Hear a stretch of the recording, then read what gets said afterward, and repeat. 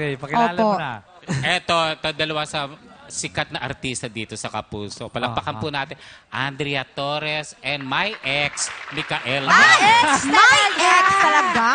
Factor. Flower Eh, Earth. pinag-i-intro nyo ako eh. Pagkakataon ko na to. Galing sa akin yan. Galing sa ito? Nagulat si Micael. Pinabigay Akala ko ko sa kanya. nagbago ng pangalan si Mikael. Naging Akala ko my Michael. ex. Yung pala Akala ko my ganun. ex. Yung bisita natin, hindi pa bumabate. Andrea, Hello. pasensya na Kailangan kayo pa ba dalawa. ng bate? Parang swabe yung entrance natin. nun eh. Bumati muna kayo. Magandang gabi po sa inyong lahat. Yes, magandang gabi po. Micael Daez and of course, Andrea Torres. Ang sweet-sweet nila. Ayun. Bagay Ang sila, sweet bagay naman. sila. Relax Oo na nga. relax. Sa kailangan nagtatalakan tayo. Mabuti pa sila bagay. Itong katabi ko, ang layo. Baka kaya Mamaya naman, mag-walk out ako. Pero kamusta naman? Hindi, mamaya. Mamaya. Kamusta naman kayong dalawa?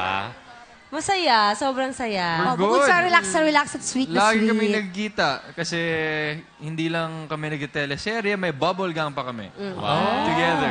Ano yung sinabi mong word kanina? Mali, ano yun? Hindi lang kami nagte-teleserye. Hindi, yung mali ka. Ano yun? Yung sinabi mo unang-una. Meron ka sinabi eh. Ano po yun? Ewan ko, parang maligno eh. Wala naman sinabi mali. Wala naman siya. Wala Wala kayo ba? dyan. Wala Akala ko naman. natataka sa Maligno katabi ko. talaga. Oo. Maligno talaga. Kaya alamin natin about your lihim. You have a new show dito sa Kapuso. Ano bang lihim natin, Andrea? Ano ba ang lihim na yan? Marami. Madami. Madami tayong lihim. Hindi, hindi namin pwede i-reveal tong secret na to eh. Kailangan na lang nilang panoorin talaga.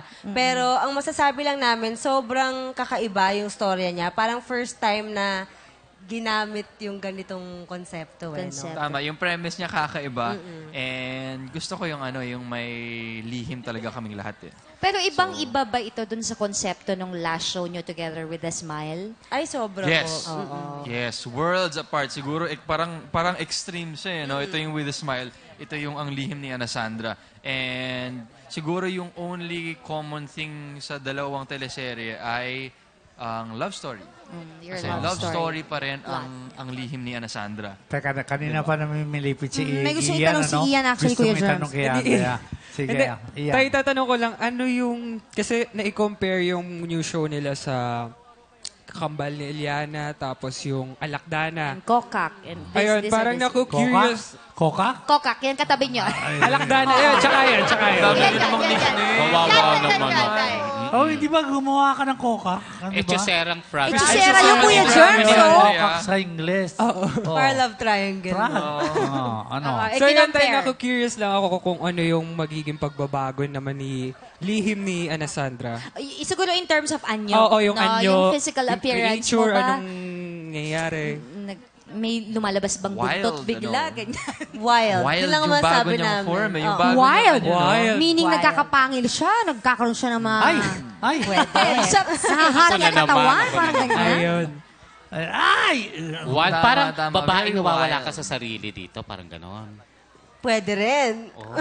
Yung Actually, yung maganda dito sa Ang Lihim ni Ana Sandra, yung mga lihim namin, symbolism rin siya eh, para sa lahat ng mga ibang taong nanonood. Kaya nga, feeling namin ang ganda ng story dahil makaka-relate talaga yung mga tao Maraming sa representation kwento. sa Oo. bawat